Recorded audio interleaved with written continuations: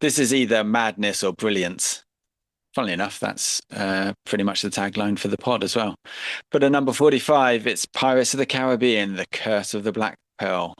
Welcome to Long Play Video.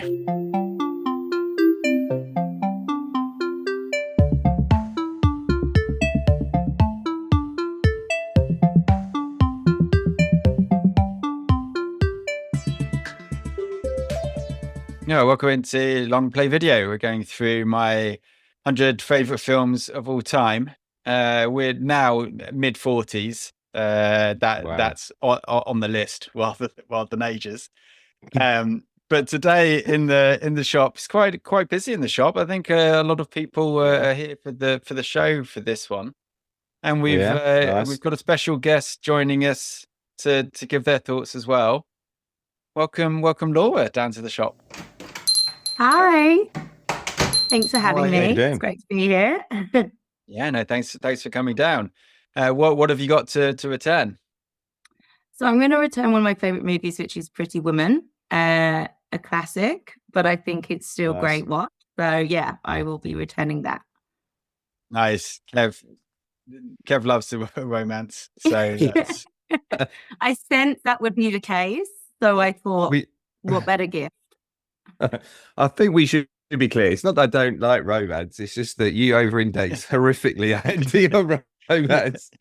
It's not that I don't like romance. I don't like watching romance films every week in the shop. Yeah, it's like a Clockwork Orange. Yeah, Andy's like super happy. He'll put that in the huge romance section of the shop. Well, if there's space. It wasn't that close to the list, I would say, in the end. No. Does it stand the test of time? I don't know. Yeah. I don't know. There's a couple of good one-liners in there. Yeah. And the music's good as well. So, even if you're not there for the movie, you can enjoy the soundtrack. Yeah. You can enjoy just being that happens on this list a lot. Yeah. Well, no, thank you very much for bringing that back. We can, we'll pop that in the romance wing of the shop. So today at number 45, we've got a 2003 movie, a little indie flick called Pirates of the Caribbean: The Curse of the Black Pearl. Obviously starring amongst others. Big Johnny Depp, Orlando Bloom, Keira Knightley, Jeffrey Rush, and a whole host of others. They do cram the characters into this film. Yeah, and I don't know. I think we should approach it almost. Let's go back to 2003. Let's cast our minds back.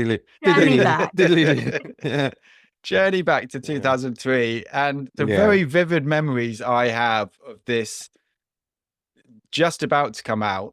The fact that they were basing a film on a amusement park ride at Disney, which I'd never been to, didn't at 2003, didn't want to go to. I'd never been to America. Kind of just the entire thing just sounded a bit preposterous. And then Johnny Depp was kind of put in, and again, like. It's difficult now, obviously, with Johnny Depp being Johnny Depp. But at the time, he was just basically, like really indie, kind of non-mainstream, kind of had avoided all of the mainstream films, really. He was, Tim Burton. Yeah, he's Tim Burton's go-to, wasn't he? Yeah, exactly. Yeah. And that's what he was known for. Always a bit strange. Yeah. Obviously, as well as 21 Jump Street. Which that's where I knew him from.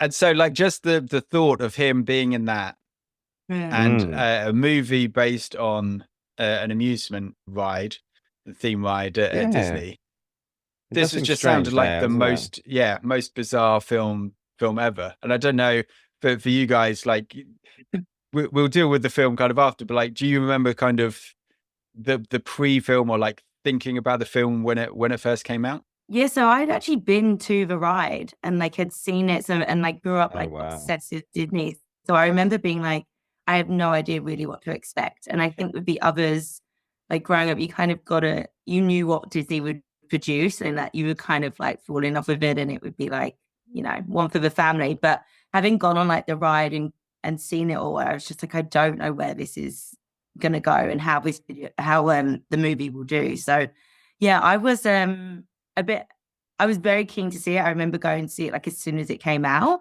but I just kind of couldn't really gauge what my expectations would be. How about you, Kev? Yeah, I obviously 2003 is way too far back for me to go, so I can't remember that. But let's I don't. Yeah, I do remember, like you said, Johnny Depp being very much more that sort of edgy type character. Did a lot of different type of films. You know, obviously, like I always think like Edward Scissorhand. He was very much, as you said, Tim Burton sort of muse. Yeah, it does seem strange, but like you said, I remember when it came out, and he was so unique to see him playing that sort of character in this sort of movie. It was no one was doing anything like that at the time, so it was really, really, really impressive. And yeah, it's fun, isn't it? Because you get to think about, there's always the curse of like the video games. Video games can never be made into films; they're always terrible films. And you think, can a ride be made into a film? Would that work? But yeah, I guess. But that's it worked well, as you say, Laura. Like, yeah, with Disney, you kind of have a baked-in audience almost who are going to go and see like any Disney film that comes out, and so that was kind of obviously like, you know, they had the background of that when they were kind of making it. That it was Johnny Depp wasn't the first choice at all. Really? Like the main I didn't know. Yeah, like you gotta love this, Laura. Yeah, wait until you find out who it was.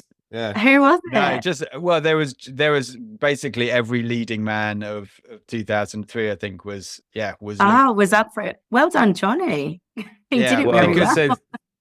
Says here, Stuart Beattie drafted the early versions of the script. He wanted the big Hugh Jackman in, but he wasn't well enough known apparently. So yeah, which would make sense. I don't think he'd been that well known in 2003. You just can't imagine anyone else doing that role now, can you? Like, it's just so iconically him. Before anyone else even trying it, just would feel like a disservice. Yeah. And to take what was on the page and then decide to go the way that he went.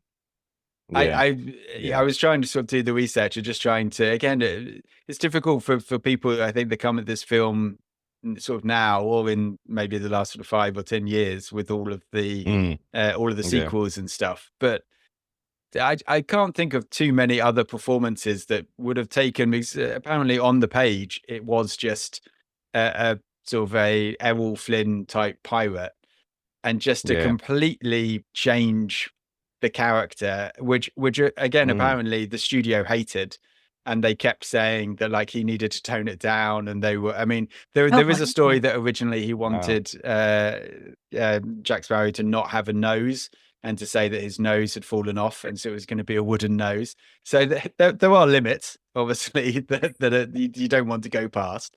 But yeah, like again, he just completely taken what is on the page as quite a sort of just a normal pirate character, and then changed it into arguably one of the most iconic characters of all time. And I don't think there's that many other characters where you can say, well, they've taken the script and just taken it so far off onto one side. Which you got to give credit as well, right? Because easily they could have just been like, no, you got to stop doing this, that's not going to happen, and you got to go back to what we want. And so it's good that they went with it. I mean, I'm sure everyone was probably super scared, but yeah, I mean, can you just imagine when you were there doing the first read through of everyone else, and you're like, what's he doing? Why is he doing this weird voice? Yeah, half Pepe Le Pew, half Keith Richards is what he's said. That's what he channeled. Is the basis of it. But yeah, and then I think for me, and I was kind of the same. I was just kind of intrigued by it. We went to the cinema to see it. I think not opening weekend, but it like just had really good word of mouth. And there's a great part. This isn't spoilers, but I think there's a great part when you first meet Jack Sparrow. Well, actually, like it's the second scene when the boat is sinking, and the boat sinks basically just as he steps off the top of the mast onto the walkway, onto the jetty. We'll get our nautical terms in now. Just onto the jetty. Like that essentially tells you exactly what type of film it's going to be, and not to take it too seriously. And it's going to be entertaining, and it's going to be a bit silly. Yeah. But like I think it's one of those things that is one of those movies that just like right away it sets out what it's going to be, and then you can almost relax a bit and just be like, oh, okay, this is just going to be sort of fun and silly. And just enjoy it. You don't have to worry about whether the flags are accurate to the time period or like what's going to happen. Yeah. And then obviously he starts speaking and starts like going into it, and you can just see that he's having so much fun, with the character, that it is, he is just kind of magnetic on the screen. I think it is a real kind of kudos to him for doing it. Yeah, he does feel like, to me, like, obviously I know we were just talking about this earlier, but it does fit. It almost feels like a Christmas movie. Like, I don't know if it's just used to be on at Christmas in the UK after it released, but it does feel like that vibe to me. Like, I was like, oh yeah, this is the kind of thing that you could put on after like Christmas dinner or something. It's a nice family friendly, funny movie that everyone's going to sort of enjoy. And I think a lot of that is down to really Johnny Depp's portrayal of the character and how he sort of sets it up. And obviously you got all like the fun sort of adventure, and they're trying to find, treasure or whatever, which is always, fun for everyone. But I think his character really brings it to life and makes it that, what is, the franchise that it's become. And I'm sure after maybe in the second half, we'll discuss more about the franchise and where the rest of the films are on your list. But it definitely was unprecedented at the time. I'm looking forward to watching it. Yeah, I think it was a great mix of kind of the action, but then comedy. And I don't think I was expecting that, like his character to be so kind of like tongue in cheek and have those moments where it's really light and it's quite witty. So I think that's something that has stood out for me. Like when I think back to it, it's definitely him and that kind of like charismatic energy that he brings. Yeah. And I think like in this sort of vein of an adventure story, and obviously I think I can't remember which film it was, but we were talking about the fact that you don't get very many sort of adventure stories anymore. But for me, I think even at the time, it was kind of like a new Indiana Jones. It was like a central character who was very sort of charismatic, was at the center of everything. A really catchy tune, a really catchy like theme song that goes on at the same time. I mean, it's you just heard the theme song like everywhere and the score everywhere. Oh, it's so iconic, isn't it? Even if you hear it now, you instantly know what it is. Just start humming it. And then really good baddies, because obviously Indiana Jones has the Nazis and this has the British Empire. And I do think in the list of baddies, British Empire probably is second best baddie. Do we think? I think it's Nazis probably have it, but British Empire. Are we just going down a comparison, comparing Nazis and British Empire? Yeah. I mean, I think just on the list of all-time baddies, we're up there. Yeah, I think maybe second. I think second on the list. So I mean, I wasn't part of the British Empire. Just so that everyone's clear, I'm not that old. Disclaim that. I don't know, Andy. I could see you in there. Yeah. But that's the thing. Like, and I was listening to a podcast about it, and it's all about like the baddie's right. And they go through these films, and they disagreed about who the baddie was in this, because obviously you do have Barbossa and you have the other pirates, and then you do have the British Empire, kind of doing kind of the British Empire shtick, and kind of obviously being sensible and a real killjoy to everyone. But I think again, it's that Indiana Jones sort of way of just there is sort of a straight path through the film, and not that it's predictable, but you kind of know how you're going to get from A to B and where you're going to finish. But it is sort of it's more I'm not going to try and think of other words that it's not a pun, but it is the ride rather than the plot, isn't it? Because it's not difficult to know where it's going, but it's about how you get there. And it's kind of the same with all Indiana Jones movies, apart from the last couple where you're just like, what? Why have you done that? But the original and the classics were it's supposed to be fun. It's just an adventure story. You know what's going to happen, and it's just about the sort of pure entertainment. Yeah, I think you're right, and I think it does feel like like a new version of Indiana Jones in that sense. And that for me, again, I feel like Indiana Jones feels like a sort of family friendly sort of Christmas time movie. Like I remember that you'd sit down and watch it, and I don't know if there were really many good ones after that sort of era, and I think it's a shame. And then you've still got, like, not to, I know we don't like to review too many films in one pod, but like the fact that Harrison Ford still is playing Indiana Jones, it's like, please give it up and let someone else have a go. Well, it's just like, I think Johnny Depp's just about to do the 6th one of these, so maybe the oh, comparison really? is, I had. Yeah. So. Oh, really? Wow. Yeah. Is this breaking news? Wow, you've spoken to his agent. Nice. And we're funding Caught up with Johnny last night. Yeah. Yeah. You look a little bit worse for it, Andy. I wonder what was going on. It's going to be Be Kind Rewind. Surprise guest. But yeah. But then and then obviously, yeah, as I say, like you've got kind of Keira Knightley and Orlando Bloom. I mean, Orlando Bloom, this is almost sort of peak Orlando Bloom, because I think this comes out just after the second Lord of the Rings, where Legolas really kind of comes into his own. And again, it's kind of interesting because Johnny Depp is kind of the main character, but then kind of Keira Knightley and Orlando Bloom are the sort of the love interest in it, and are very central to it, and arguably, even in the later films, like the two of them do add something to the story and to the world that you take them away, and it's almost too much Jack Sparrow. And I think that's kind of why this film gets it right, is because Jack Sparrow is kind of the central character, but at the same time he's almost not in some ways, and you do almost have that little bit of a break from him.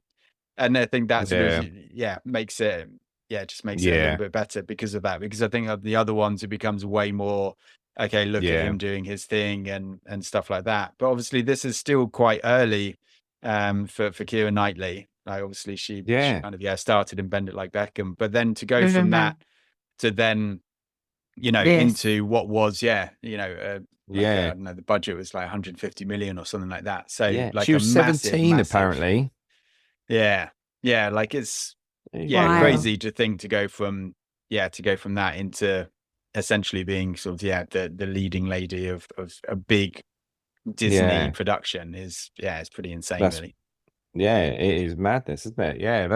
That's very impressive. And I think you're right, the cast is absolutely, I know you said at the start, the cast is so good. You've got so many good actors in there, and I think you're right, if it was just like an hour and a half of Johnny Depp playing that character, you'd be like, right, I definitely can't watch this film again. But it's interdispersed with the storyline and with those characters, and you can move around to the characters. And I think the characters are developed well enough, because I know we've done before, Andy, where we've had films where they have too many characters in and they don't develop them and then it just crumbles. I think with this, you don't need to develop them too much. You give them enough of a backstory and then you just get the adventure moving. And I think they do that well.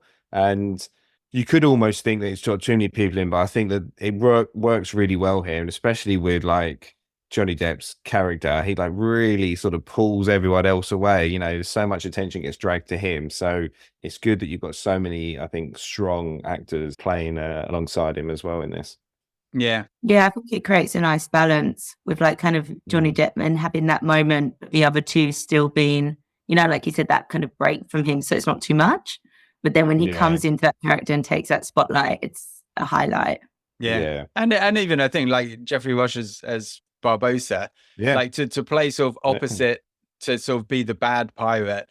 Also, like the energy that he brings to it, I think is really great, because again, it is sort of a little bit darker, but I think almost without Johnny Depp doing what he's doing, then it sort of becomes a bit too like, I'm a pirate.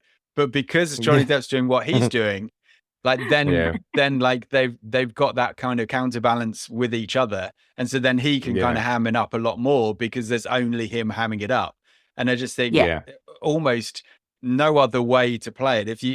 If Johnny Depp was doing the same thing, then it would just be like utter nonsense. You'd just be having like our jokes all the time, which are the best jokes. I think we can all agree, and we won't name the best pirate joke now. But like, and then if he had played it sort of super straight, like, as it was written, almost Errol Flynn, like classic 40s, 50s pirate, then it would have been a bit kind of pantomime-ish. as well. So it's remarkable that it works. And I think it is pretty much down to Johnny Depp and just kind of pulling a performance out of almost thin air to do it. Yeah, do you think that's an interesting one? Yeah, do you think it wouldn't have worked as well if he hadn't have portrayed the character like that? Do you think that is like the glue that really holds everything together? Yeah, I think if his character had been something that we'd seen before, I just don't think it would have worked. And I think that, there's the whole thing about pirate movies being dead and, Cutthroat Island, which lost a bunch of money a few years before this, which actually I quite like Cutthroat Island. It's a pirate movie and it's fun. Gina Davis. Yeah. Look at that. And then, and it's a well fun done pirate movie. I mean, it's not. Thank you, Laura. Oscars. No recognition from Andy that my memory works every now and then. Yeah. You can't remember some films, whether you've watched them or not, and Cutthroat Island is jammed in there somehow. Yeah. The one thing that's left in there. One piece of useless trivia. But that's the thing, like in that, like the main character, does play the pirate sort of, like a classic. And I think, if we had have seen it before and the character before, I just think it would have just been a straight to video, which apparently, they were going to do anyway. So I do think it's, and I would like, and that's why we went back to 2003. I remember the hype and it coming out, and then people just being like, you have to go and see this. Everyone then dressed up as him, fancy dress parties. Like, it was an entire character then that was just sort of dominant across like different cultures and stuff. And I mean, from obviously we won't get into where Johnny Depp is now, but like at the time, it was just like, you'd never seen it before, and that was the hook. The thing, and that's a good with point, the characters, right? with the characters that you say, sorry, just saying like how many different characters, almost because they don't go into their backstories too much in this film, but then they go into like, basically there's like 7 or 8 different lines in this film that then they use as major plots in the other films. And that's why the other films are, let's face it, are trash. So like this, there's stories that they don't bother going into. And so then the pace and everything moves on at a decent pace. Otherwise it would just kind of get a bit stuck. Yeah, I think you're right. The pacing is actually very good. That's a good point as well, because actually they do cover a lot. And sometimes when you do that in films, it's like, it feels like the pacing is off. But I feel like they've developed the characters just enough so you don't need to know everything about them. You just have to have a little general idea of them. And I think, they do that well. And you're right, actually, it's interesting. If they'd have played it like really straight, like that sort of like saying that Cutthroat Island, it would have been such a different film. And it just wouldn't have been anywhere near as fun. And whereas you're right, this feels like nice sort of family entertainment that everyone's just going to, I can just picture everyone sitting down and just watching and enjoying it. And probably a lot of that is due to his portrayal of the character. Yeah, what Disney used to be, right? This is like almost sort of prime Disney from your memory and your childhood of like, it's just a great family movie that everyone will enjoy. Yeah. How would you describe them now then, Andy? Let's get this Twitter spat going. Get the Twitter spat going. I'm still hoping to get them as a sponsor, so we'll leave that good. For a couple more. A big fan. And I wonder, when was the last time that you saw it? Because I sort of I think I've seen it fairly recently. It was just kind of on, and I watched maybe the last sort of hour or so.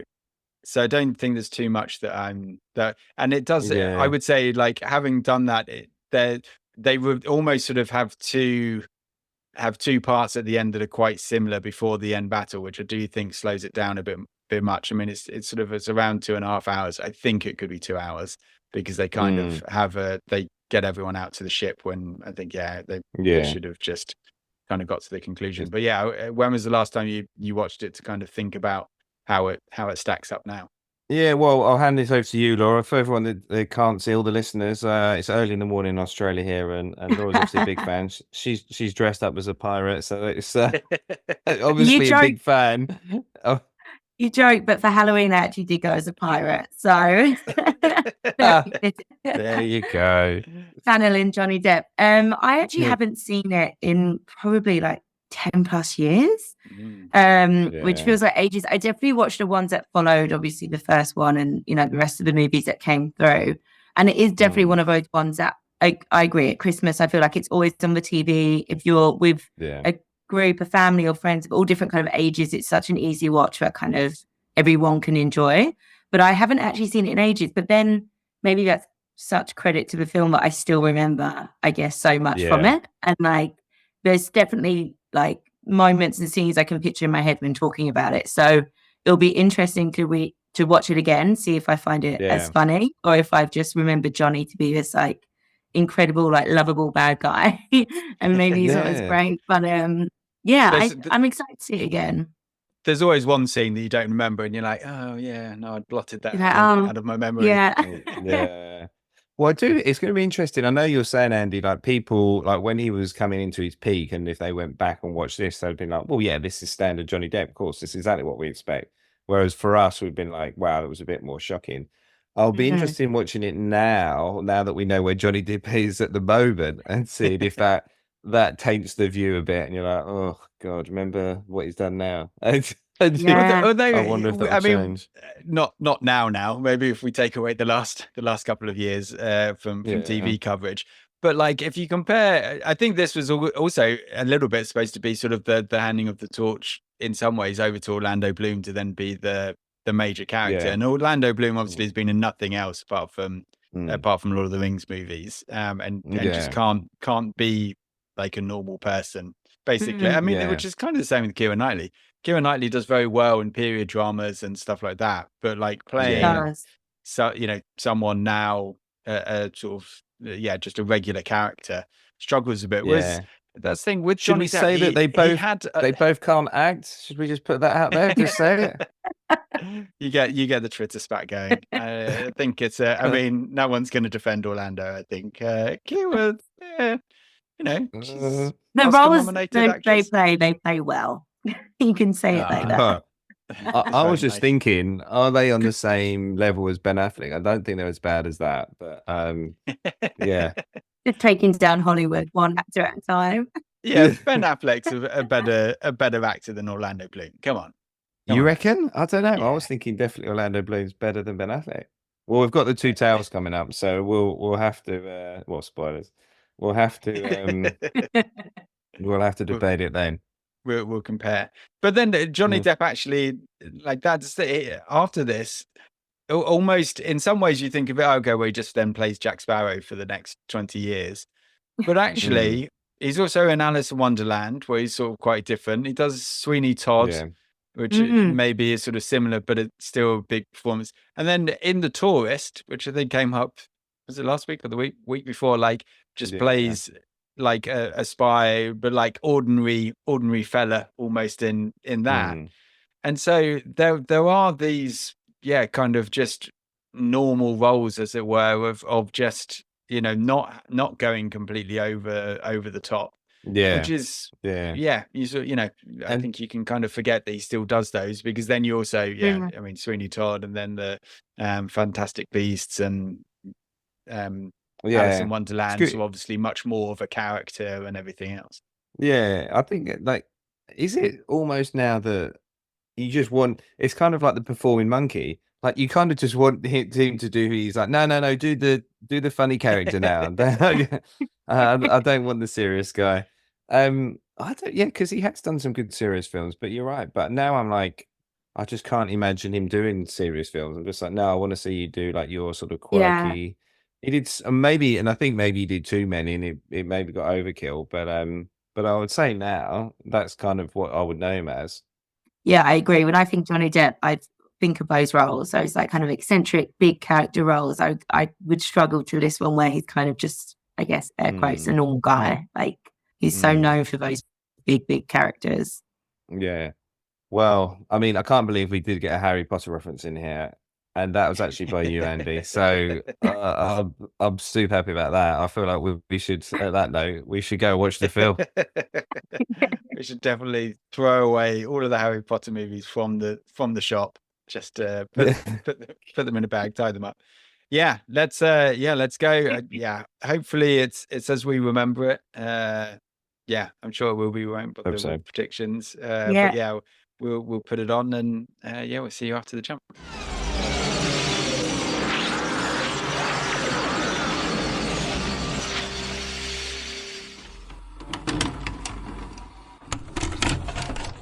Mischievous. I think it sums up Jack Sparrow's personality, and obviously like the action and kind of just the theme of the film. I think it's got that tongue-in-cheek running through the personality and the action as well. So that was my word. Nice. Yeah, nice. Mischievous. Nice. Yeah. Mischievous. Yeah. I feel like that's it. It is such a good introduction to the character. Yeah. Like in the entire first act, I think is just amazing, because there's just, as I said before, like with the kind of walking off the sinking ship onto the dock, that kind of sets it up. But then also the fact that he does that, the sort of the banter with the two guards, the fact that he goes and saves Elizabeth, like sets him up as sort of also being heroic. And then like the action is going on, and he's never kind of in the center of the frame. He's always almost off to one side. And then the bit where he's got her hostage and she's putting everything back on, and just the way that he makes eye contact with Norrington and just like smiles, which is very mischievous. But I think that's the thing, like it just, and then he does actually escape sort of well into kind of the sword fighting stuff. It's just such a good introduction, because you get everything you need to know about him and kind of the film just in that first act, which I think is just such an amazing introduction. I think because I've watched all the other films, and so I guess they kind of end up blown into one a little bit. But this one, he's like you said, he's not front and center all the time, is he? He is obviously a key main character.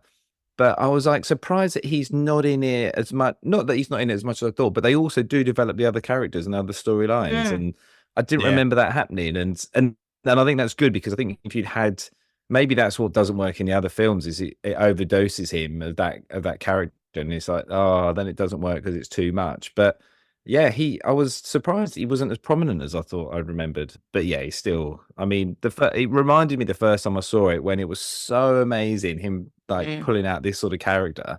You're like, this is incredible. I can't believe he's pulled this together. So yeah, he was really good. And even, I know we talked about Orlando Bloom, I thought he was all right. I thought he acted pretty well. I was like, he's definitely better than Ben Affleck. Yeah, his character was a lot better than I remembered. Yeah. So I get carried away, Orlando. It's not much of a compliment. Yeah. We were trying to think afterwards, like who cancelled him, and I think maybe it was Gosling. Yeah.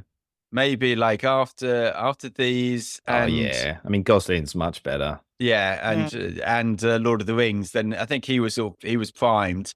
Maybe he took his eye off the ball. Who knows? And he just thought, okay, this is me set. And then actually, you then also had the Ryans. You had Ryan Reynolds, and then obviously like the Chris's all then came out. So I think he was in a good place. And then maybe it was he faded, didn't he? He was like, okay, I'm gonna be the guy. And then all of a sudden, some other people came in and sort of took what would be like, I think, sort of good looking but still actorly type roles, because he's not sort of an out and out leading man. I don't think maybe his charisma is not to start the shots being fired. Maybe his charisma in interviews isn't quite leading man sort of level, and I think he is a good actor. And so then but like Ryan Gosling kind of comes up, who is a very, very good actor and also has the leading man. And I think there's maybe that's kind of what stopped him from being the biggest biggest actor. And then now he just works at McDonald's. So, sometimes, it just happens to the best of us. You've got to get on with what you got to do. I think he's on a TV show now, which is actually doing quite well, and he's getting sort of plaudits for. Yeah. So he's really come with one of those older actors that suddenly becomes good again, like Hugh Grant's like fantastic again now. I think, yeah. Well, and you can do it. You can go onto TV, and that's the thing. You don't need to wait for movies. But yeah, Carnival Row apparently. Yes. As I was googling why is Orlando Bloom not had the career he should, then Carnival Row came up, and everyone said he's quite good in it. So, all right, might add that to my list. Yeah, there you go, Orlando. Enjoy. I would also, just to add to Jack, just to add to Johnny Depp or Jack Sparrow, very good at diving. I remember thinking this at the time as well. That first dive is just what a strong swimmer. Yeah. 6.0. Yeah, I think I've always struggled with diving. That's it's just I don't think I was ever taught, so I'm self-taught. I think definitely went for lessons when he was little, and he definitely, his form is just really good. Yeah.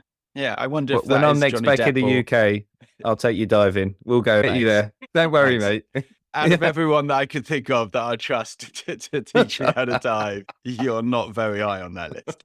So, well, you get that list of 100 together and see when how quickly you still phone me up. Worst season 4 of the pod ever, and he's 100 people to teach him diving. What was that awful diving program on in the UK? The reality TV one. Oh, Splash, wasn't it? Yeah. That will be it. That's what we know. We've definitely gone downhill, Andy, when we make Splash the podcast. Yeah. I didn't even watch it. Episode. Obviously, it was too traumatic, so I couldn't do it. I wondered, Laura, both this time and when you watched it the first time, the scenes from the ride, because I recognize like some of the scenes from the ride now. Where because you'd been on the ride before you watched it the first time. Yeah, exactly. So that's how I kind of obviously, I guess that was one of the hooks as to why I wanted to watch it the first time, because I had that familiarity. And then watching it the second time, it was like both parts still stood out to me. So when they're trying to whistle to get the dog with the bone, and when they're in the jail, and then obviously the beginning and the songs as well, when they are singing, like Johnny Depp's entry with that song as well, like that's all on the ride. So it was those kind of like moments dotted around very cleverly that I was like, oh, I've seen that on the ride, or oh, that makes sense, and takes you straight back to them without it being too much. Well, that's the thing. Yeah, did it take you out of the movie, or was it? Did it just kind of make you go, I think it was a really perfect subtle reference. Like if you hadn't seen the ride or known about it, I don't think it would have affected your viewing in any way. But it was just those little moments where those who had seen it got kind of taken back to those memories, which I thought was nice. Yeah. And now, I mean, the opposite of art mimicking life, because it's not art. But now they've put Johnny Depp in the ride. So at the end of the ride, now Johnny Depp, his likeness. Circle moment. It's not actually Johnny Depp. He doesn't need the money that much. that he's now on the ride. On weekends. I think it's just the face of just whatever robot they had there before. It's just had a goatee patched on, to be honest. But with the Orlando Bloom and Keira Knightley, obviously right at the start they lay it on pretty heavy that they like each other. I mean, they're not pulling any punches. Yeah. Obviously, like, what did you think about kind of their interplay on this watch? I thought it was all right. It didn't feel. Does it stand up? I think I mean, and you know me, I'm not one for romance in a film. So if it had been terrible, I would have called out. I don't know if it just, and this was something I was going to ask you both actually, which is a minor detour on this question, but this film just seemed to really work, and I don't really know why. Like if I think about those other films in this sort of genre, why do they not work, and why does this work? And I was trying to work it, and I don't know, is it just the cast are really good? Is it like, is it the pacing is so good in the film? It's so quick, so maybe you don't get time to dwell on anything. I don't know. What do you guys think? Like, is it just everything that they just nailed it all and that's how it works? I think they lean in on the side characters a lot, don't they? So you do spend a lot of time with like, yeah, both the guards and then the two pirates, and then like, yeah, some of the other pirates, and then Gibbs. And then, so I think they kind of have a lot of, the characters doing some of the work, but then almost sort of not too much, because that's the thing. You could have been tempted to put in like a couple of scenes making Norrington more sympathetic, or like a bigger sort of character in it, even though he is in quite a lot, and obviously he does kind of pull the plot along, but they don't go into backstory that much. You spend time with the characters, but you don't like find out their backstory. I think I think really helps with the pacing, because even going back into the cave, which is the bit that I'd kind of remembered slowed things down, and you're a bit like, why is there, we're kind of repeating this bit. But again, I think that really works. Especially, I think one of the funnest bits is when then Jack's sort of walking through the crowd, obviously having been marooned on an island a day before. And he's just like, sorry, excuse me, can I get, excuse me. And then like Barbossa's like, what are you doing here? And it really pulls that off. And by then you sort of, like 5 or 6 of the pirates, and the pacing is there. And then obviously you've got the 2 pirates who go out in the boat. You've got the you've got the discussion and the exposition of 2 guards on the other boat with Norrington. So I think, by having sort of familiar faces, but not necessarily going into the backstory of them, then the pace just stays really, really tight. Yeah, it is good. What about you, Laura? What did you like about it? Yeah, in terms of I guess the storyline with Keira Knightley and Orlando Bloom's characters, it was not as, I thought it was a really good amount of that. You got to see that side of things, but it wasn't too much of the focus. Like they both had their own moments, separately, and that was just kind of a nice little tip on. So I thought that was kind of, but she was a lot more of like a strong kind of warrior personality than I remembered. I thought she was a little bit more of like this like save me kind of character, but actually she was like giving it her all. Like I can relate. I would absolutely fall apart, but she was you'd fall apart if you were on a pirate ship with skeletons. I'd be like, I mean, I think I'm not gonna fight, I'm really sorry, just end it now. But I just thought they kind of each held their own, and it was a nice little moment between them, but it wasn't this big, she's a damsel in distress. Like, yes, he was saving her, but I felt she really held her own. And so it was quite nice to kind of see that from a woman in these sort of films, because I don't think often you see it as much, particularly with Disney and that whole fairy tale being saved kind of thing. But I thought it was great. And I think the pacing was fantastic. I think the humor really stood the test of time. Like there was still the same reaction I was getting from Johnny Depp's character, like with his one-liners and all that kind of lightheartedness woven in. Like I was still laughing at the same points, which was great. Yeah. It's just the consistency as well, isn't it? Like as you say, like it consistently funny all the way through. They set it up to be funny, so it just works. I think from that point of view. So what did you think about the romance then, Andy? Are you about to tell us that it was too much for you? Because if it is, I'm walking out of this podcast now. And I don't know, you've obviously this week in the shop, you've just become a romance convert. I thought it was much Wow. fun. No, I think it's interesting because it is so low key. And it is sort of downplayed, which kind of fits with the time, I guess, because it is more of a, as kind of with both of them, as we kind of say, like they're better at kind of playing almost sort of period drama characters, because it's kind of what's going on underneath. But there's I don't know. I think it is very low key at times, and then very overt at other times.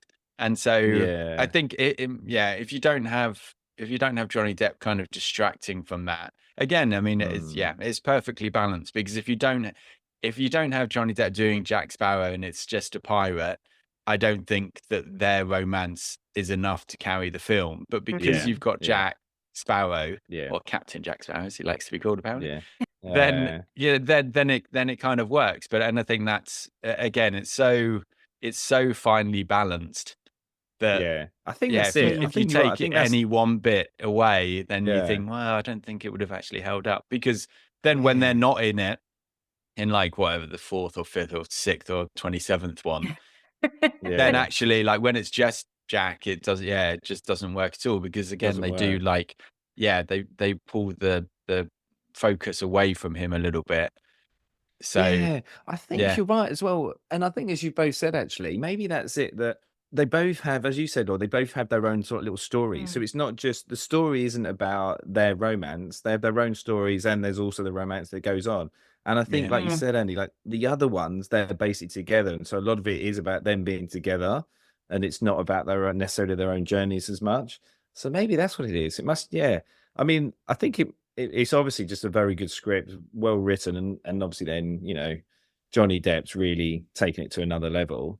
I was surprised. I don't know if you guys noticed this, for a Disney movie. I don't know what age range this was, but there was a lot of deaths in it. Like, I was really surprised how many people died, because normally in Disney movies they cut away just as someone's about to get killed, or you just get hit on the head instead. Whereas, like, no, people definitely just get shot and killed in front of you. It was great. I actually thought that it was a lot more violent than I kind of remembered. And I think back to like, you know, before we were saying like quite a family friendly, great to watch all together. I was like, actually, it's a bit more aggressive than I remembered. Like, you see a lot more of it. Like you said, normally they cut away, but it was, you know, kind of like the skeletons hanging, and there was a lot of like, you know, you could physically see the fights. And I remember watching it being like, oh, this was definitely more violent than I remember. I did it. The doorman, which is probably, I think, sort of the most fragrant, where he just gets shot. When he opens the door when the pirates are coming in, and I was watching it with my wife, and I said, "Oh, like I feel a bit bad for him, because he just sort of didn't get to do anything." And she went full Roy Keane, and she said, "That's his job. His job is not to answer the door at the middle of the night and let people in." I was just like, "Oh well, yeah, fine. Okay. I'll get Roy on the phone, and you can talk about goalkeepers." Just be careful, Eddie. You've been told now. If you, you know, you've been forewarned. we don't let anyone in. But I think that's like there's sort of the general, because when the pirates attack, obviously it's sort of it's quite Disney-fied, I think, in like, because you don't see like, it's just a lot going on. You don't kind of see, because you don't even get the fact that they're undead until some people start like popping up again. But then with that, and then with a few of them where it's quite close up, and you see you do see the deaths. They're definitely. But I liked it. I think it's better. Like, it's a 12A. Yeah. So that's much better. If you Disneyfy it too much, I think it doesn't hold up. It wouldn't hold up as well. So I don't know. Maybe the other ones are PGs, and maybe that doesn't help either. But this definitely, I think that holds it together as well. I think without that, it doesn't work as much. Anything new that you guys noticed this time around watching it, Laura? I actually, at the beginning, I didn't realize that Jack saved Elizabeth. I thought for some reason, when she fell in and she's in that corset, she's like, I can't breathe, and she falls into the water. I guess because I remembered the romance story, I just envisioned that all of a sudden Will would just be popping up from nowhere and just save her. Yeah. But I think that was actually, Andy, I know you said this earlier, I think it's a really strong part to see kind of all the different elements to Jack's character so early on. And there is that lovable hero when he can't sing.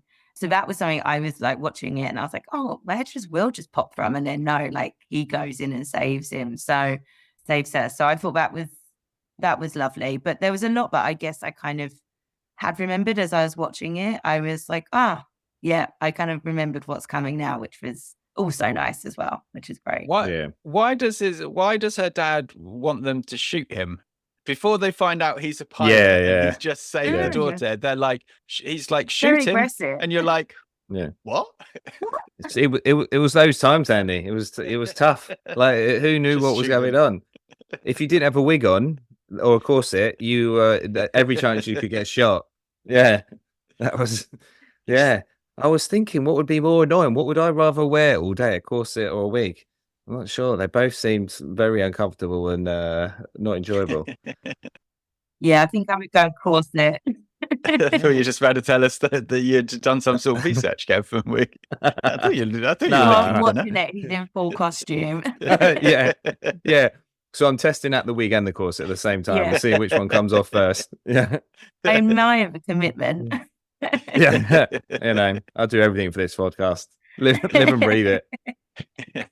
I noticed one of the pirates' beards inexplicably was always on fire, and I'd never noticed that before. Oh, what? The guy with the bombs, because I was kind of thinking there's a lot of fire in this, and I was a bit like, where did the fire come from? It's the same kind of, how did they start the fire on the island? And it was just sort of obviously, like one of those. And then the pirate with the bomb, I just noticed his beard was literally always on fire. So presumably his beard was on fire when the curse was there, but it's such a small detail that I just never noticed before. Yeah. But there's always like smoke coming up from his beard, which was which is a bit weird. There you go. Yeah, they got to light all the bombs all the time. Yeah.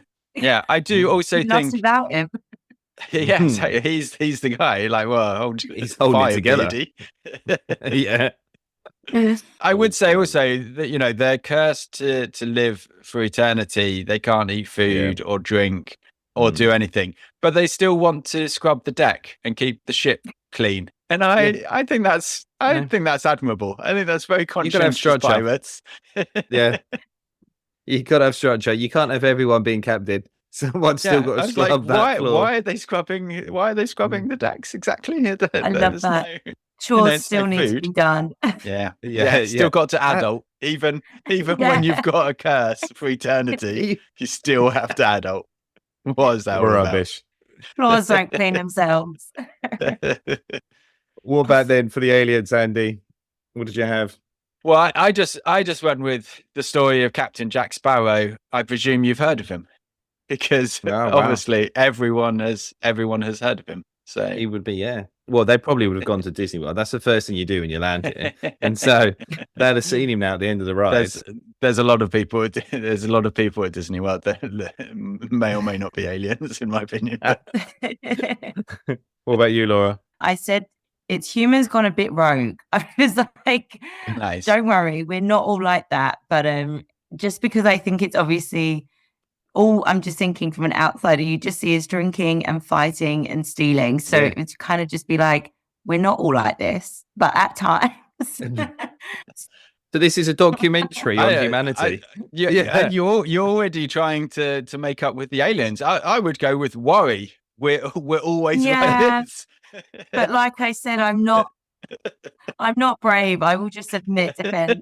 You're already apologizing for the human race. I'm for the already aliens. being like, okay, please don't judge us. Right. We know when the aliens come. Yeah, don't go and hide in Laura's attic, because she's gonna dob you in straight away. Well, we're all in here. Well, I'm sorry. We're all in here. I'm so sorry. I didn't mean to.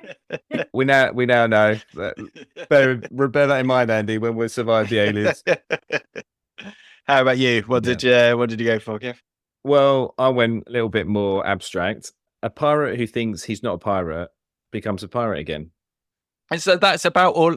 Is that? Yeah, that's it. Orlando Bloom really, it's really stuck with you, hasn't it? He's. You're like, well, have you ever seen that movie with Orlando Bloom in? People are going to be like, Lord of the Rings. You're like, no, Pirates of the Caribbean. Yeah. Come on, get it together. There is a scene in here which feels exactly like Lord of the Rings with him, and I was trying to work out which one was first because it's almost identical. The scene. Well, one of the reviews said that he had been typecast, and literally he's been in 2 Lord of the Rings movies and this by this stage, and you're a bit like cast of being able to shoot a bow and arrow or sword fight. You're a bit like, well, there's worse things to be typecast as. So I mean, they're both good franchises. Can't really complain, can you? Yeah. The AI again. Just the amount of information the AI thinks the aliens have is quite extraordinary.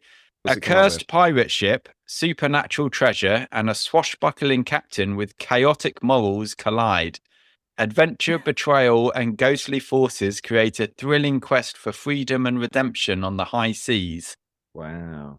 The aliens are going to have have to have done a lot of research for that to make any Onto sort what all of that sense. is. Yeah. They're going to be like high seas. These seas aren't high. Yeah. What are you talking about? In our planet, Yeah. they're 20 miles deep. Do you think it's just the AI trying to show off? Like, yeah, I know what high seas are. Yeah, Yeah. I know. No, it does sound like they're showing off the amount of words they know. I would Yeah. say swashbuckling, betrayal. Yeah, okay, we get it. We get it. AI. You've got a dictionary. That's fine. Someone use their thesaurus. Yeah. Oh, how good were they? Yeah. Yeah. So I mean, it's funny because one of the questions I did think to myself, which we now know the answer for you, is who is the main character? And obviously, obviously for you, Kev, that's Orlando Bloom. Laura, who do you think the film actually centers around? Because even Barbossa's really, really good in it.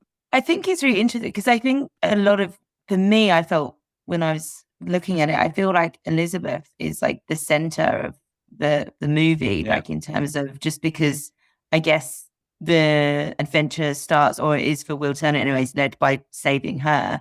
And I feel like she's obviously a lot more key than I remembered. But then if someone was to ask me to describe Pirates of the Caribbean or name a character, it's just Jack Sparrow that stands out for me. And he is the lead in my memory or when I retell it. But when watching it, I feel like she pulls way more center than I would have first recalled. But can I be when you're next retelling this story as Jack and Ori? Can I be there to listen to this? It sounds like a great adventure. When I'm retelling this story, Jack Sparrow is front and center. Excellent. Doing your own little just at the pub one night. Have you ever heard about the Black Pearl? Let me tell you. Let me tell you a great story about it. But yeah, you're right, because also like it starts with her, which I remembered, but I hadn't sort of remembered quite. Yeah, like that. Yeah, it is just her, isn't it, on the ship? And then obviously it's creepy because Norrington's there, and then he asks her to marry him. But you know, those were the times. Yeah, but yeah, it is, and funnily enough, I think one of my favorite lines actually is where her dad's like, "Oh, you know, can you not talk about this around my daughter?" And she says, "Oh, actually, I find it fascinating." And he says, "Yes, that's what concerns me." And I was like, "Yeah, it's a good line." Because that's because it is her getting captured. It is her. Yeah. You know, she Who did you go for then, Andy? No, that's the thing. It's a question like that's I don't think because obviously definitely is a question. You're on Johnny Depp. You are ahead of the game today. Yeah, but that's the thing. Like Johnny Depp's at the center of the DVD, but I think that's just because of the way that the film went, and I think when they were probably making that movie poster to begin with. And not even, and especially because Johnny Depp, because of who he was going in, as we talked about before, like he probably wasn't the center of it. Like him and Barbossa, they probably almost on the page, they were probably written like similarly, and to have some backstory and to be sort of the distraction, because it is about the adventure, but then the love story isn't center to it. So I think, which is kind of the thing when I was thinking about like what to swap out. I just think it is probably up there with Iron Man for me, where it's just like this could have gone wrong in so many more ways than it could have gone right. It's just almost perfectly balanced. It just comes together, and you're like, this is like amazing when this happens in a film, because there's so many ways this could have gone wrong. That's what I think. If you think about the adventure sort of genre, like you think like National Treasure, The Mummy, those sort of films, like obviously those films are, okay, and they're fun to watch on like a Sunday, but they're not like this, right? This just nails it. And I think you're right. Everything just comes together perfectly, because I was trying to work out, why do those films just not really hold it together and this one does? And I think that's it. You're right. Everything just comes together perfectly. And there's so many things that could have not worked, but it does all just click together really well. Yeah. Yeah. And obviously, going back to the Indiana Jones comparison, where you like, you describe those films, or you sort of think about those films, like, and obviously just the first three.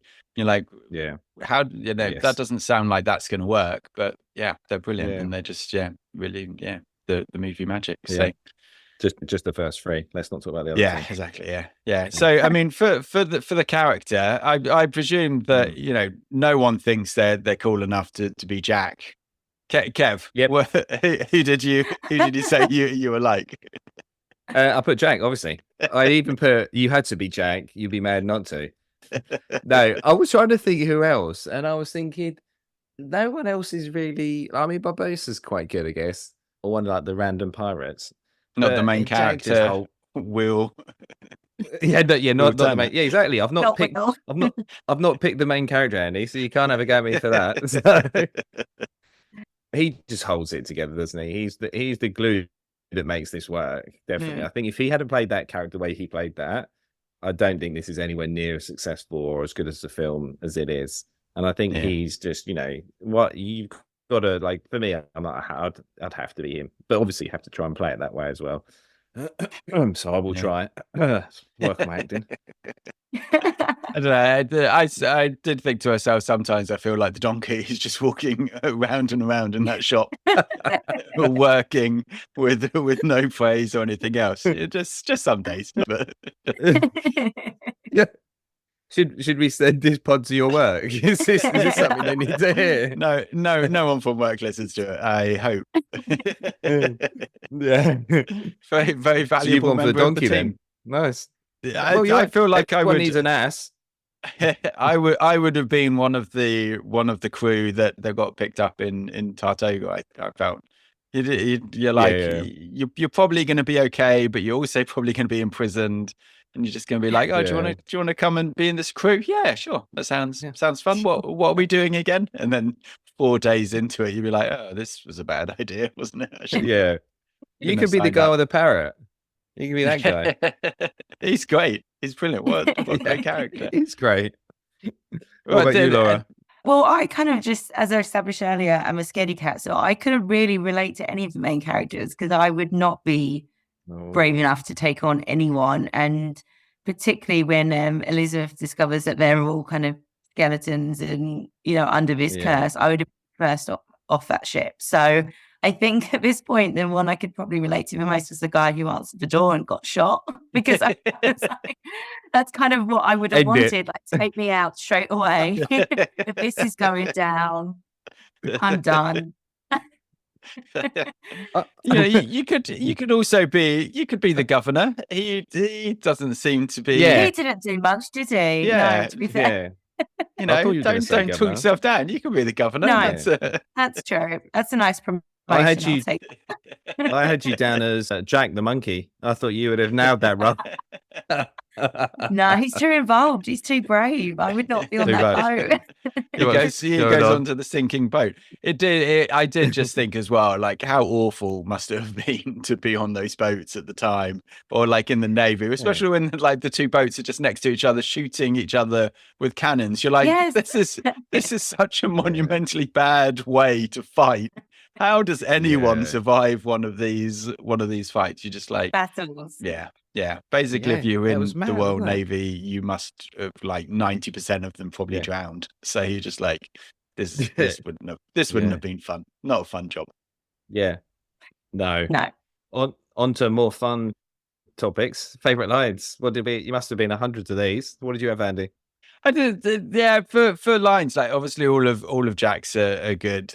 So I do love when he says, "Oh, I love weddings, drinks all around," and they just all sort of look at him after they've got off the island, which is then quickly followed up with Norrington gets quite a lot of the good lines as well. And I think when he says, "You should spend the rest of the voyage contemplating all possible meanings of the phrase silent as the grave," I was like, that's a good line. Yeah. And I'm a sucker for that. I'm a sucker for almost the last line where he says, "Bring me that horizon." I think that's okay. That would have been a great way just to finish this. Not do any of the other films. Just have stopped it there. You know, everyone's got their you've got the payoff. Just finish it. Or I mean, we won't talk about get more get more money, get more worse scripts, get more actors in. The problem is that literally every line that he says then appears in another film. Oh, there's mermaids. Yeah. Oh, he was, the chief of the tribe.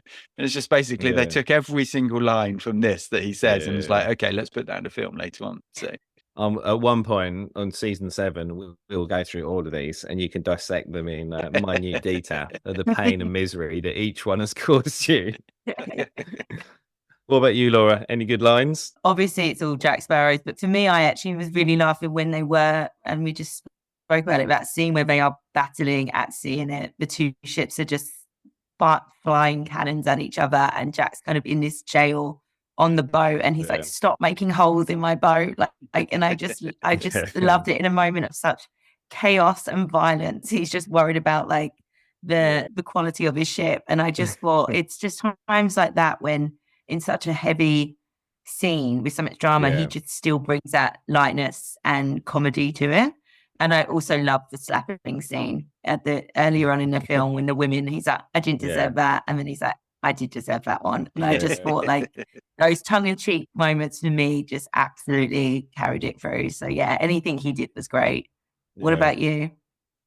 I think for me, there was one that I really liked, which is right near the start when Norrington's got him and he's like, oh, you're without doubt the worst pirate I've ever heard of. And then Jack's like, but you have heard of me. And he's like, great. He's even seeing the silver lining in that. I thought that was good. I didn't expect that coming. But just the small bits as well, isn't it? Like at the end when he's with Orlando Bloom and the feathers in his face, and he's like blowing it out of his face. It's just that's the thing. Like it's just sort of the sequential things that just keep the character like just funny in the background, and great. It's a really great performance. So I mean, onto the reviews. Which obviously not that many 3-star reviews, because people are either most people like this movie, especially the people who leave reviews. Well, those 7 people left the review. It's okay, and that was it. That was their and they review. gave it 3 stars. 3 stars, almost by definition. It's okay, and you're just like, why have you? I like that. Why have you bothered? That's a 3-star review.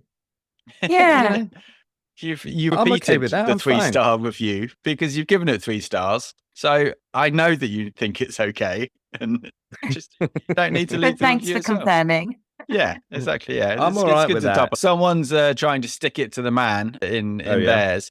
Love these films, but really can't believe that I can buy them for £2 to £4 on DVD, but they cost $11.99 on Amazon Video. Come on, Amazon, be fair. Not everyone wants to be a Prime user. Wow. Just buy the DVD. Wow. Why wouldn't you just buy the DVD? Yeah. Well, get off your feet and then go walk down to the shop and get them. Yeah. So someone, even back in 2003, someone said, I'm not a big fan of action adventure movies, especially movies based on theme park rides.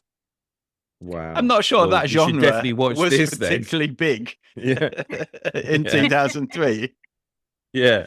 Many of them. Exactly. Yeah. So that seemed weird. And then someone said, I don't get it. It's like someone saying to me, so strange. Like I don't like period dramas, and then I just go and watch all of them and give 3-star reviews to them all on Amazon. Like, why are you watching it? Life's too short. Well, you say that. This perfectly goes into the next review. The best of this movie revolved around actors Depp and Rush. Otherwise, too much with the special effects, goofy skeleton pirates. It didn't work in Sinbad, and it didn't work here. Generally uninteresting story, and its running time was too long.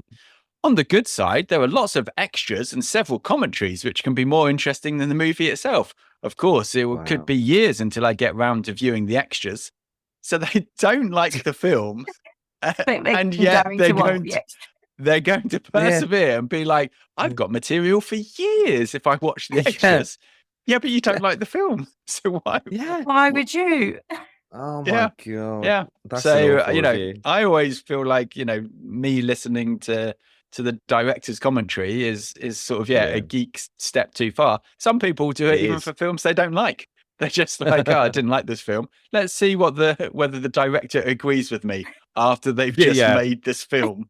Oh, he didn't. Oh, there's a surprise. What a weird, like, people are just crazy, aren't they? It's just amazing. Too much It time never on their seems hands. Especially Yeah, exactly. especially the cohort of 3-star reviewers on Yeah, exactly. What did you have for the double feature then? How do you think what would you pair this with? So I'm not got a huge amount from this kind of genre. But I was trying to go off that kind of comedian comic kind of like standpoint from a movie. So for me, probably a bit rogue, but I went with Deadpool just because I thought that leading character, like I've only Nice. seen Deadpool once, so if it goes weird after that, I apologize. But the first one, I do just remember like those tongue in cheek, and obviously it's a lot ruder, but I just thought like that character for someone who that isn't the kind of a genre film I would ever watch, really got me hooked because of that kind of consistent one-liners and that comedy throughout and that kind of lovable hero. Yeah, so that was kind of for me the nearest thing to it that I thought off what I've seen I would pair it with. Yeah, no, that'd be it was just kind of like the central character, the mischievous but maybe exactly. a bit ruder. Yeah, no, I think that I have a type clearly. Yeah, that's mischievous. What do you go for, Andy? Was trying to match it with something on the list. I went with Thunderball because obviously Thunderball is set in the Caribbean as well. I think it'd be funny, and it almost is it as tongue in cheek as Pirates in its own way, with being a Bond. Yeah, you can see how the Caribbean had changed over all those years. Yeah, exactly. Yeah, and the Captain Sparrow versus James Bond. I think that'd be an interesting one for witty one-liners. So yeah, God, that would have been good, wouldn't it? One-liner central. What did you go for?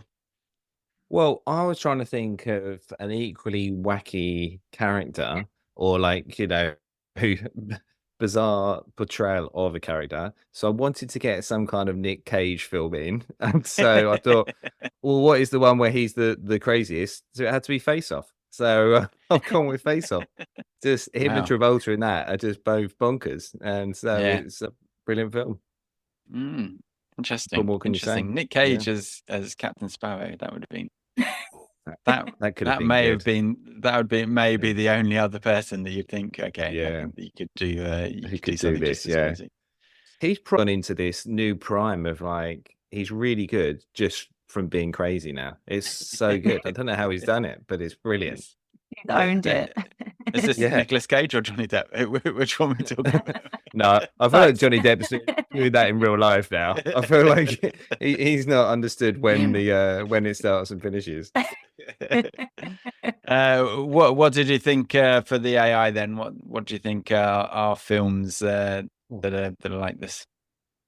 It's got to be like the ones that we said, like National Treasure, The Mummy. I had a couple of other ones. I thought Prince of Persia, that was a similar-ish type one.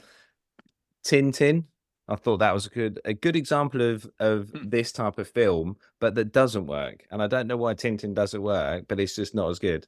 Yeah. And then I did put the Pirates, the animation version. I like that as well. And I was like, oh. But I think that's what the AI does. Oh, there's a word that's in the set that's in both titles. I'll just add that in. There was a reason why I put that in, and I didn't write it down, and now I can't remember. But there was some rationale behind it at some point. Yeah, but who knows what that was? But there you go. What about you, Laura? I I wasn't too sure because this genre is quite new to me, and I've not really watched many of it. Like I haven't even seen Indiana Jones, so I apologize on that. What? I know. How do we get this far through? Oh my God! Bombshell. I was wondering at what point I should confess that I felt this could be my way in. God, can we stop the recording now? We'll get someone else in. We're gonna close the shop. We're sitting here and watching all three of them. But it's been great because it's given me a new list of things that I apparently really need to watch, and I just know to watch the first 3. So yeah. You're going to walk out with a box of DVDs that we're never going to see again. But yeah, I won't be returning them. Yeah. But it's actually just you'll have content for years. All the extras as well. You wait till I give my review. Wow. So did you have anything then, or you weren't too sure? No, I wasn't too sure, but based off that, like a lot of the films that I guess would have known of but hadn't seen were kind of that nature, like that Indiana Jones thing. But like it was more just going off that I know that title rather than I'd seen it firsthand. Yeah. Come then, Andy. What the bots got? If I haven't won this one, I'm not gonna be happy. I've got so many in here. The bots went for The Mummy, also Prince of Persia, which was interesting that you both came up with that one.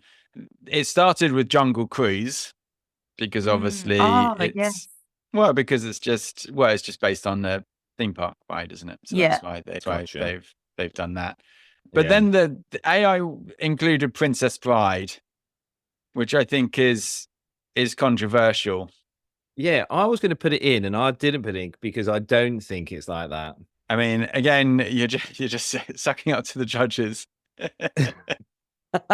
But I do think, as far as the tone and stuff, it's got a pirate in it. Dread pirate, in fact. But no, you can't say that this film is like The Princess Bride, or if you enjoyed Princess Bride, you're going to like this film. So you'll be pleased to hear that you get another one. Yes. So after what has been a few weeks, you stuck on 28, you move up to 29 against 22. Sometimes it just happens. Sometimes it's hard to get that extra point, and now I'm going to run home, and these bots are going to be scared. So, Andy, it's number 45 on the list. What's happening? Where's it going? Well, so I think with the thought that we know that there were a couple of spaces a bit lower down the other side of 50, I did enjoy it. I do think it is a really well-balanced film. And just because of the other ones that I've moved into the top 50, then I think that this can just move down to one of the open slots that we've got. So I'm moving it down to 52. It's still an immensely enjoyable movie. It's still, it's still one of. It would be interesting when people will discover this again, almost sort of post Johnny Depp and not knowing who he is again. It will be interesting because I think it is just such a actually well written, well shot. The lighting in the movie is as well. It's just amazing. Like, I feel like you convinced yourself to move it back up now. Like, what's I do really like. I mean, again, this is his 52nd favorite film of all time, so that's still pretty good. Pretty good. Yeah, I don't know. But I mean, I've seen the rest of the list. But I think it could go just outside the top 50 and sit in that open spot at 52. Okay. So what top three? Is it challenging Hot Fuzz? A romance story that you like? I mean, it's not challenging Hot Fuzz. Hot Fuzz is by far the best film that we've watched so far, and I'd watch it again today. But that's when you know you love it. It's such a good film, Hot Fuzz. It's very, very British. I think if you're not from Britain, it's not got the same pull. Yeah. But no, I had it 11 of 56, so firmly in the good section, just below Labyrinth and above The Princess Bride. So what a trilogy of films that would be. That would be that would be a good afternoon watching those two. Yeah, it's raining all day. Sit down and get these three films on. Nice. Awesome. Well, so thanks for coming down to the shop. We're now going to sit here and watch all three of the good Indiana Jones. So can't wait. strap yourself in for that one. On the pod next week, the quote for the film is Santa. I know him, which will be a nice classic one to go into the holidays with. So thanks to Tom Miller. Kev, go and get Temple of Doom.